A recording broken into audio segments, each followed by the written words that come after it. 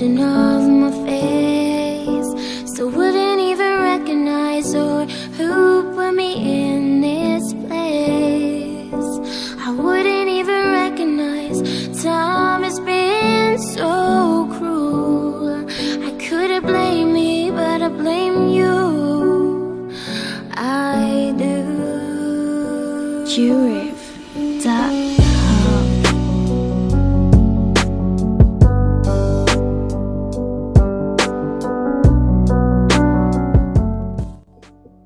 Pain. I felt intense pain, and not from the hole in my chest. Yeah, that hurt like a mother, but that wasn't the pain that I escaped from in this darkness. Sophia, she left me. She left. I didn't want to face that, so I welcomed the darkness. Anytime I came close to the light, the pain made me retreat back into this darkness. Running from your problems. That's mighty weak of you. I frowned. Who the hell? Pain washed over me. I had never felt pain like this. I retreated back into the darkness. Gideon, we do not have time for this. Wake up! I was slammed into the light and the pain. I cracked my eyes. My lids felt weighed down. The bright light hurt, so I closed them again. Wake up, son. Blinking, I cracked my eyes, and I frowned at the man that stood over me. Blinking again, I tried to bring him into focus. I had to be dreaming. The man that looked down at me, he was dark like myself. He wore braids like myself. But that is where the similarities ended. On his head, he wore a black leather cowboy hat? What the hell? Who was all I was able to get through my lips, because my throat felt dry and it hurt to speak. Folks called me the preacher. I opened my mouth to speak again, but the darkness sucked me back in. When next I awoke, I was more aware. I blinked up at the hospital ceiling. How long are you going to lay there, feeling sorry for yourself? I frowned. That voice sounded familiar. I followed the voice to the dark figure standing in front of my hospital room window. He stood with his hands folded behind his back, staring out the window. I had not been dreaming. A black cowboy was really in my room. He wore a long leather duster. On his feet, a pair of black cowboy boots, spurs and all. What did he say his name was? Preacher, I croaked through dry lips. He nodded without turning around from the window. What happened? My voice could get no louder than a whisper. You were shot in the chest. I looked down, and sure enough, there was a bandage over my right pec. Then it all came back to me. Sophia running away from me, the explosion, Monroe, and the pain that shot through me again, so intense it took my breath. The bullet just missed your heart. I shook my head. He had to be mistaken, cause the pain came from my heart. Why does it hurt so much then? I whispered. He turned to look at me. It's because your heart has been broken, he said quietly. I closed my eyes, welcoming the blissful darkness when it came this time. When next I awoke, it was because the preacher fella was calling my name. Why won't he leave me alone? Because you have a job to do. And we don't have time for you to try and escape your problems because you can't face your realities. This dude was really getting on my nerves. I opened my eyes and I growled at him. He chuckled. Good to see the warrior is still in there. Man, how long you gonna stay here harassing me? I whispered. How long you gonna lay there feeling sorry for yourself? He responded. Woof, I croaked. I heard claws before a big black head appeared over the other side of my bed. My loyal companion. Kill him, I nodded toward the preacher. My pet whined, shaking his head. I frowned at him. Kill him, Wolf. The preacher chuckled, walking back toward the window, turning his back on us, folding his hands behind him, looking out at the mountains. I looked back at Wolf. Kill him. My pet just yawned before laying back on his belly on the floor next to my bed. What you do to Wolf? I asked. Nothing at all. How did you get through my men? Who let you in here? He turned to look at me. I walked through him. Then he chuckled again. It's as you're fond of saying. Who was going to stop me? The smile left his face. I really took this dude in at this point. He was big, and it was something about him. I think I believed him. What do you want? I grumbled. I want you to get up out of that bed. I want you to tell your men to release the doctors and the nurses. They have held them prisoners the whole time you've been in a coma, in fear of their lives. They have told them that if you die, then so will they. Lee, I croaked. The door opened and Lee came in. With him a nurse. When she saw I was awake, a look of relief washed over her face. She poured me a cup of water, holding the straw to my mouth. Dad, Monroe said, coming into the room. He looked good. How are you, son? I asked. Better than you? He chuckled. I had a better doctor. Leave it to Monroe to bring up Safia. I put my hand on my chest as the pain came again. How long have I been out? Almost 4 weeks, Lee said, pulling up a chair to my bed. Yeah, the doctor said you should have been awoke sooner. Monroe looked over at my mystery guest. But the preacher said you didn't wake up because you didn't have the will to. I looked at Lee. Man, what's up with this dude?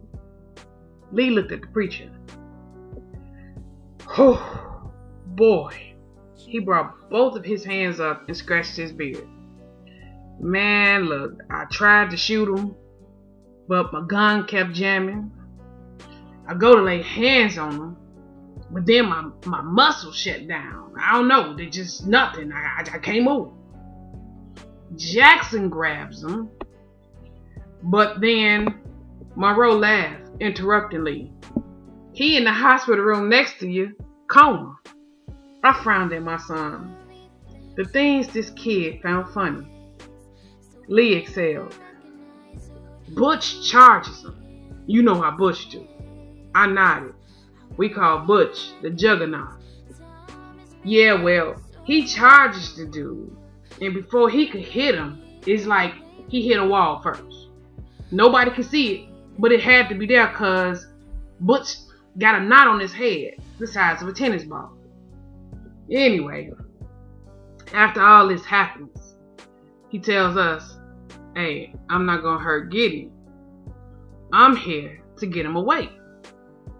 And then I get to thinking, you've been out a long time, man. I mean, we didn't know if you was going to pull through. And it wasn't really no stopping this fella here. But look, he been here only a day. And you awake. I narrowed my eyes at Lee. Lee, release the doctors and the nurses, I told him. He nodded.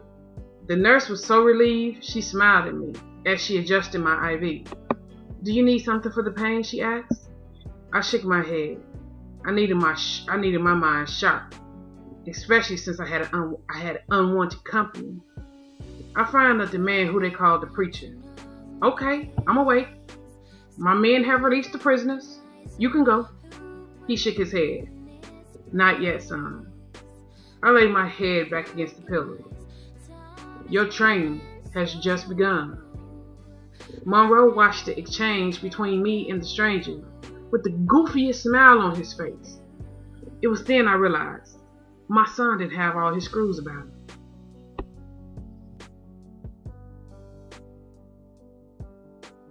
It had been 2 months since I saw Gideon shot. And I can't remember a time I have ever felt so much pain. For the first month, I barely got out of my bed. My poor dad, who was so worried about me, it pained me to worry him so. But nobody had prepared me for this kind of heartbreak. The most painful part is not knowing if he was dead or alive. So I lay in my bed and I mourned. I blamed Gideon for this, because he made me love him. I was doing good without him. I was whole and happy. And then he happened. And I had completely lost myself. I couldn't eat. I couldn't sleep. I didn't have the will to make salves or soaps, medicines. I didn't talk to anybody outside my dad. The fam came by to visit me, but I told my dad I didn't want to see anyone. And then, when I thought it couldn't get any worse, I threw up for the first time yesterday morning. I sunk into a deeper depression. What had I done to be punished so? I asked y'all over and over again, why would he do this? Why would he bring Gideon in my life only to snatch him away? And then leave me alone and pregnant. Again, I blamed Gideon.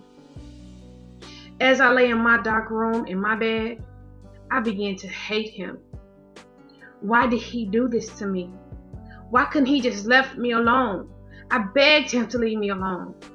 And he didn't. He forced this pain on me. I hated him. And now I was pregnant with his child. Dear Yah, what was I going to tell my dad? So far, I hadn't told him much about my captivity, only that I wasn't hurt and the man that kidnapped us was dead. Every day he tried to talk to me about it, and every day I told him I wasn't ready to talk. I heard him speaking with Lion a couple times. Dawid must have not told his father much, because Lion grilled my dad for information. And my dad just told him that I hadn't told him much. However, I was gonna have to say something. I stood in the mirror in my dark room. I barely recognized myself. I lifted up my nightgown and touched my flat belly. It wasn't gonna stay that way for long. And when it changed, I was gonna have to tell my dad something. I can only imagine how that conversation would go. Oh, yeah, Dad, did I mention I had sex with the man that kidnapped me, and now I'm carrying his child? Rape? Oh, no, it wasn't rape. I did it willingly. I groaned, going back to my bed, crawling under my covers. No, I'll just lay here forever. Sometime later, my bedroom door cracked, and a little head peeped in. I could tell who my visitor was, because her thick hair framed her little beautiful head like a brown cloud, so much like her mother. Go away, Anataya. Doda's tired. I groaned from the bed, hating I had to speak at all. I know, she said, coming in my room, shutting the door behind her. She didn't turn on the lights or anything. She just crossed my room, climbed up into my bed. I peeked over the covers at her. She sat on the foot of my bed. Anataya, she said. Doda don't want any company right now. She nodded, and then she opened her mouth and began to sing. Oh my Yah! This child's voice seeped into my being and washed over me. Oh, for the first time in weeks, I could breathe. I could breathe without a huge lump in my throat. I took in a deep, cleansing breath. As she sang, it seemed like a heavy weight was being lifted from my chest. I sat up in the bed, staring at my niece. Her eyes was closed as she bellowed from the pit of her being about Yah's mercy. She sang about how he sees all and how all things happen in his will. She sang that he is the molder and we are the clay. As she sang, tears came out her eyes and ran down the side of her face. It was as if she had lifted a veil that had been put over my eyes as she sung. Suddenly, things didn't look so bleak. Suddenly, I felt like I can get through this. Suddenly, I could breathe. When she was done, she turned to look at me with a smile on her face. "Feel better?" she asked as she dried her eyes. I nodded, looking at her with astonishment. Yeah, I knew she could sing. Everybody did. She had been singing like an angel since she was a baby girl, but I had no idea she had the power to soothe with her voice. Anataya, how long have you been able to do that? I asked. She shrugged. Always. Right then, my door cracked and the grown-up version of Anataya stuck her head through the door. "Nuria!" I cried, opening my arms for my best friend. She crossed my room, sitting on my bed, hugging me close. "Saf, I missed you so much, girl." Tears came out my eyes as I held her. "Saf," Stormy asked, sticking her head in the door next. I looked up so happy to see her.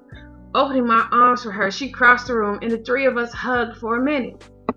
My dad turned on my light, standing by my door. A look of relief washed over his face. "Oh, praise Yah!" He clapped his hands together. "Come on, Anataya. Let's get the ladies a minute. I think I have some ice cream in the fridge."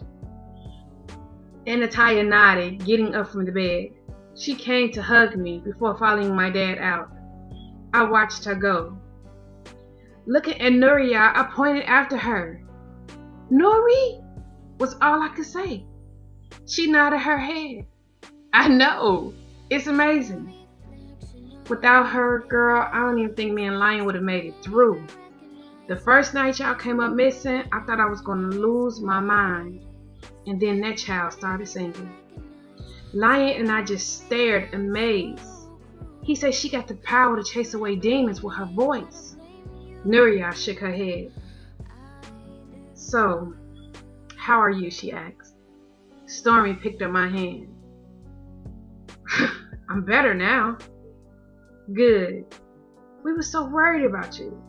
I've been coming by for weeks trying to thank you for what you did for Dawid." I frowned, looking at her. "What did I do?" "You were there for him after he had been shot." "Oh!"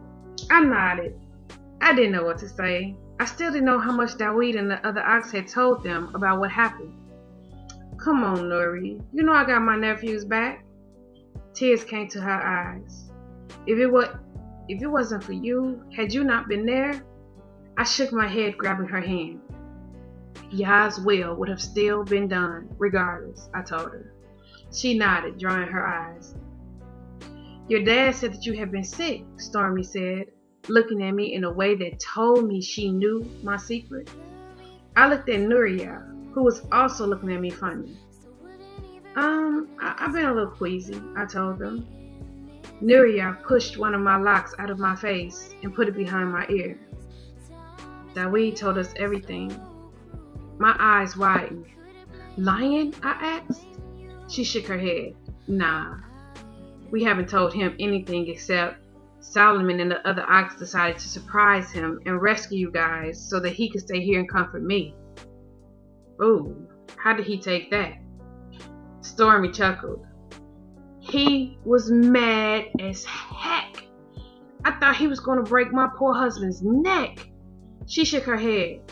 When Shlomo told him he had made the call to take care of Gideon behind Lion's back, it took all the ox to hold Lion back. Man, he was throwing them left and right as he tried to get to my husband and lay hands on him. If I hadn't been so scared for Shlomo, I would have found the whole thing funny. You should have seen him running from Lion while pleading with him to calm down and be reasonable. Nuriah chuckled. Big Ock and Danny, man, they were throwing themselves on Lion's back and arms and legs, and he was just tossing them like rag dolls as he chased after that poor Ock. Who knew Shlomo was so fast? I laughed. I think I would have liked to have seen that. How did y'all get him to calm down? I asked. Man, Lion's temper was legendary. Then I thought about the night Gideon burned down the village, and pain shot through my heart. And Natalia, Nuriah said. I blinked. What? I asked, coming back from my memories. You asked, how did we get Lion to calm down? And Natalia. She climbed up in her daddy's lap and she began to sing to him. That girl my secret weapon. I smiled. She's powerful. Nuriah nodded. Stormy's gaze fell to my golden cuffs. She traced one of them with her hand. Oh wow, what beautiful bracelets. Oh, and you have them on your ankle too. Y'all, the floodgates opened. I couldn't stop the tears. My sisters held me as I cried all over again. The thought of that key to my cuffs being still around Gideon's cold, dead body made me ill. I jumped up out of the bed, running to my bathroom. I emptied my stomach in the toilet. Nuriah and Stormy came in. One of them wiped my face with a cool towel, and the other tried to help me off the floor. But all I could do was weep as fresh pain washed over me.